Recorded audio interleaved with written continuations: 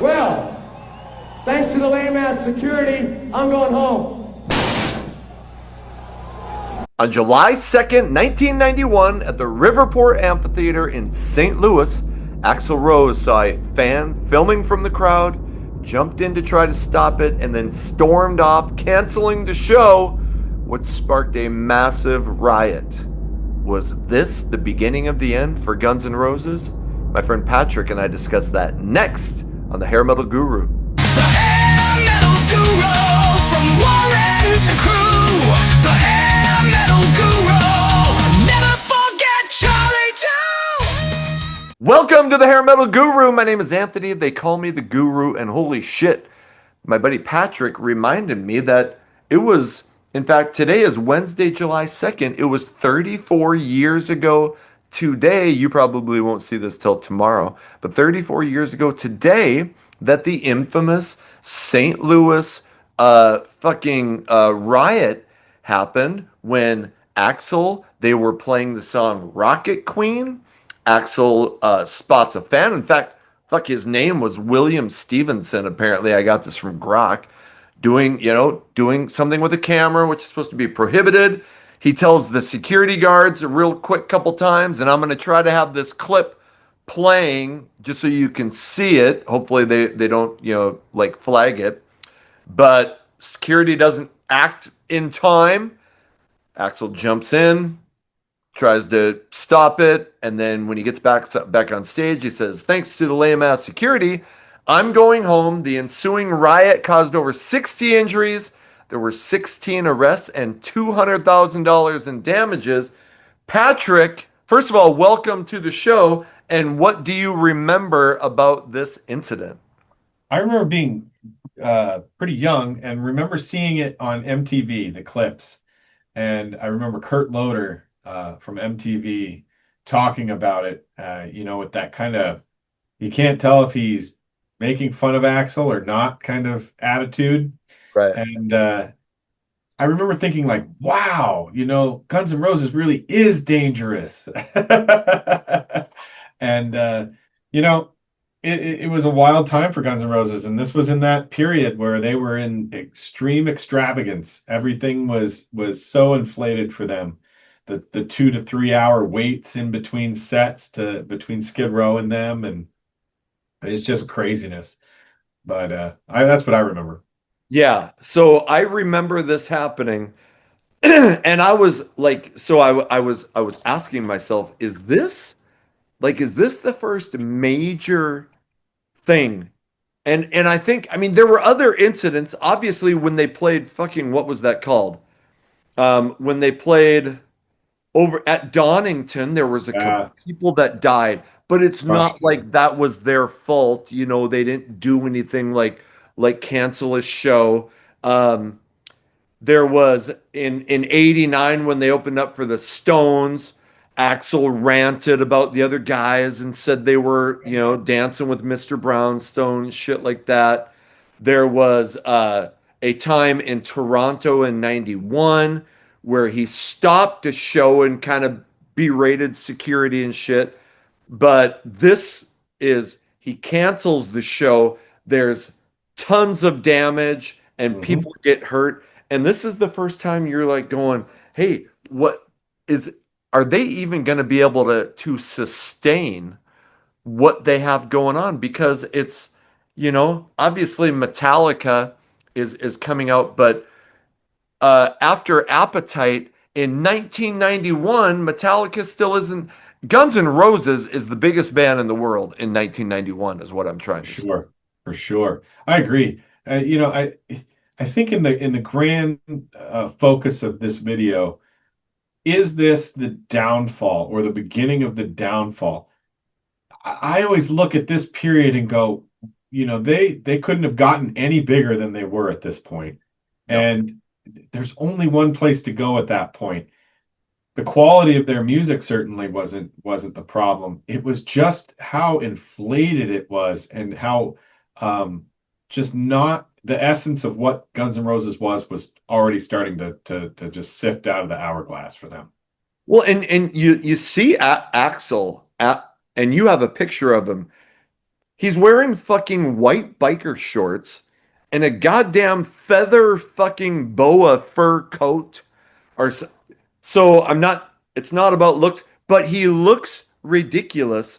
And then Mhm. his attitude is fuck everybody. It's all about me.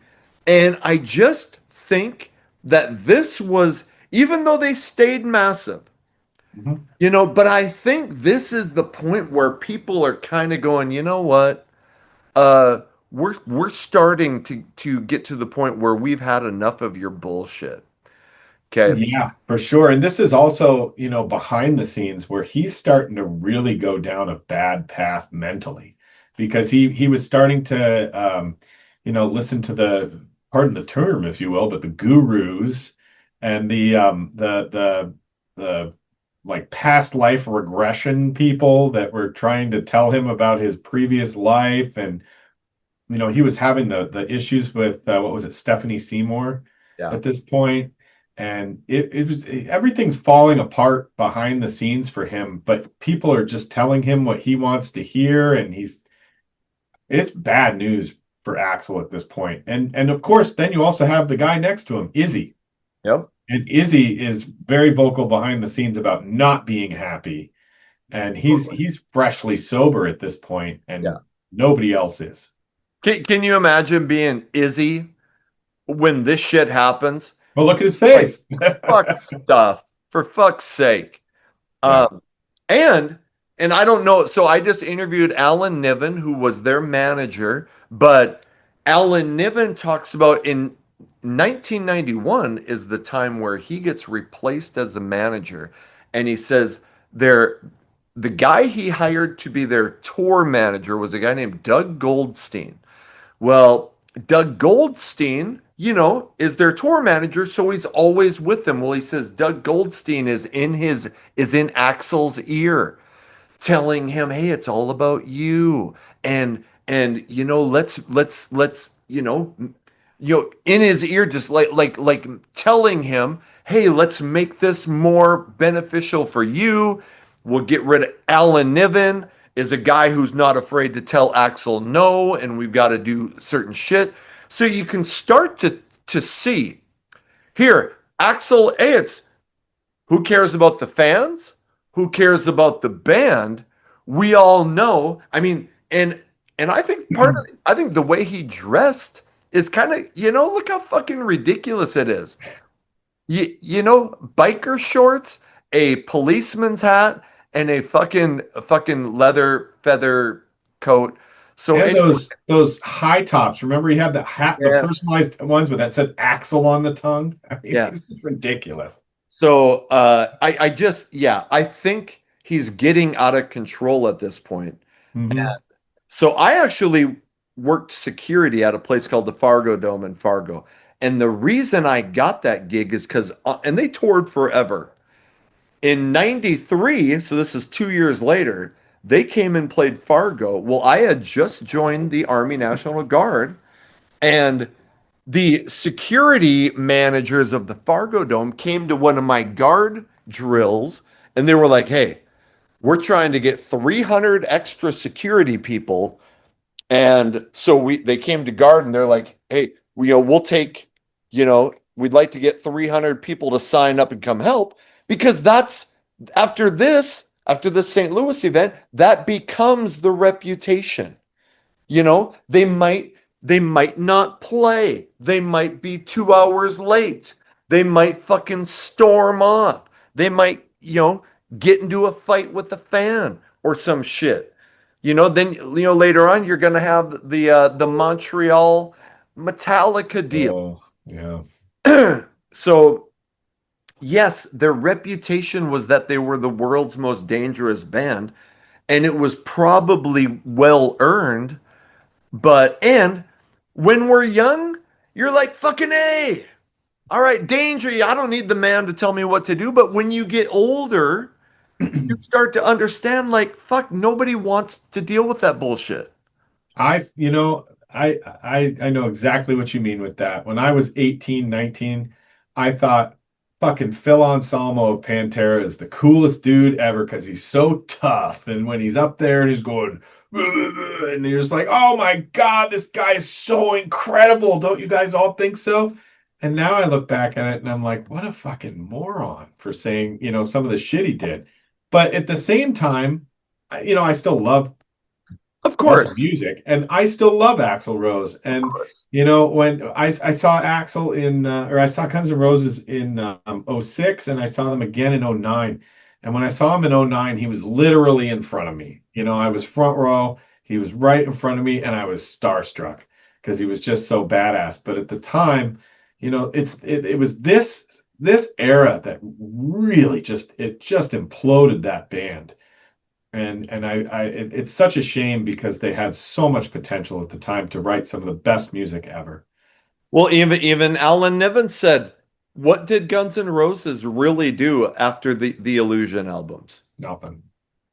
Uh, a and I like the Spaghetti Incident, but a punk covers album and an Axl Rose solo album that some people like. I don't like it. Well, And and don't forget the Symphony of the Devil cover. right For whatever that fucking movie was, the vampire one there. now, I'll also say that Alan Niven said this. Can you imagine being Axl Rose? You're some small town douchebag from Indiana, and then one day you wake up and you're like, you can leaving the house for you is like a fucking chore. Like the average person can just get up and go, "What am I going to do today? Blah, I'm going to go here and I'm going to go here." Axl Rose cannot live that life. So, I mean, there is, there is reason to be like, hey, that guy probably had his own issues. I mean, who could handle that much fame thrown at him? But there's no doubt that he handled a lot of shit wrong. There are ways to look badass on stage, talking about being anti censorship, maybe berating a security guard who's being overly aggressive with one of your fans. There's ways to do that. But fucking canceling a show because of one douchebag and ruining the night for 20,000 other people, it Yeah. and do you know what lyrics he sang just before he fucking bailed? Doing Rocket Queen, wasn't he? Yep. I can turn on anyone just like I turned on you, which I think is so appropriate. And we were saying Skid Row opened this.